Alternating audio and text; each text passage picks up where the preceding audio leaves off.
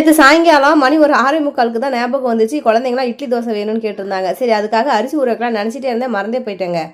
அந்த டைமில் தான் எனக்கு ஞாபகமே வந்துச்சு. சரி ஊற வச்சா ஒரு 2 மணி நேரத்துலேயே ஊறிடும், அதுக்கப்புறம் ஆட்டிடலான்னு சொல்லிட்டு தடாபடான்னு போயிட்டு அரிசி ஊற வச்சாச்சு. அன்றைக்கி ஒரு நாள் வந்து பார்த்தீங்கன்னா நம்ம போண்டா சுட்டுருந்தோம்ல, ரொம்ப சூப்பராக வந்துச்சு. அதில் மீதி மாவு கொஞ்சம் இருந்துச்சு. சரி இன்றைக்கி செஞ்சலான்னு சொல்லிட்டு அடுப்பில் சாப்பாடு வச்சுட்டு வெளியில் போய் வெங்காயம் கட் பண்ணிட்டு இருந்தேன். வந்து பார்த்தா ஒரே சொதப்பலாக ஆயிடுச்சிங்க.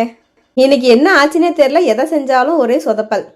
என்னாச்சுன்னு பார்த்தீங்கன்னா சாப்பாடு வச்சுட்டு போயிருந்தால பொங்கல் சோறு மாதிரி கொலன்னு ஆயிடுச்சு. இந்த பொங்கல் சாப்பாடுக்கும் நல்லா தான் இருக்கும். இந்த பொங்கல் சாப்பாடுக்கு பெருசாக நம்ம சைடிஸ் எதுவும் தேவையில்ல. ரசம் பருப்பு குழம்பு ஊற்றி சாப்பிட்டா கூட சூப்பராக இருக்கும். எங்கள் வீட்டில் நானும் எங்கள் குழந்தைங்களாக்க கூட சாப்பிட்ருவோம். ஆனால் என்னுடைய கணவர் வந்து சாப்பிட மாட்டார். என்ன பண்ணுறதுனே தெரியாமல் அத்தை வீட்டில் போய் சாப்பாடு இருக்குதான்னு கேட்டால் அவங்க வீட்டில் இருக்குதுன்னு சொல்லிட்டாங்க. சரி உங்கள் மகனுக்கு மட்டும் கொஞ்சம் சாப்பாடு கொடுங்கன்னு சொல்லிட்டு ஆர்டர் கொடுத்துட்டு வந்துட்டோங்க. சரி முடிஞ்சதாக இருக்கட்டும். இப்போ வந்து நம்ம போண்டா சுட ரெடி பண்ணலான்னு சொல்லிட்டு ரெடி பண்ணால் அதில் வந்து பார்த்திங்கன்னா மாவு கம்மியாகவும் வெங்காயம் அதிகமாகவும் ஆயிடுச்சு. எல்லாமே ஒரு அளவாக போட்டால் தான் நல்லாயிருக்கும். ஆனால் போண்டாவில் கொஞ்சம் வெங்காயம் அதிகமாக போட்டால் எனக்கெல்லாம் பிடிக்கும். சரி போ அப்படின்னு சொல்லிட்டு கலந்து போண்டா சுட ஆரம்பிச்சிட்டேன். போண்டாவும் நல்லா சூப்பராக மெதுன்னு அழகாக வந்துருந்துச்சு. குழந்தைங்களுக்கு இப்படியே நம்ம போட்டு கொடுத்தா சாப்பிட மாட்டாங்கன்னு சொல்லிட்டு நானே வந்து அந்த பொங்கல் சோறு இருக்குது இல்லை, அதில் வந்து கொஞ்சமாக பருப்பு குழம்பு ஊற்றி நானே குழந்தைங்களுக்கு ஊட்டி விட்டுட்டேன்.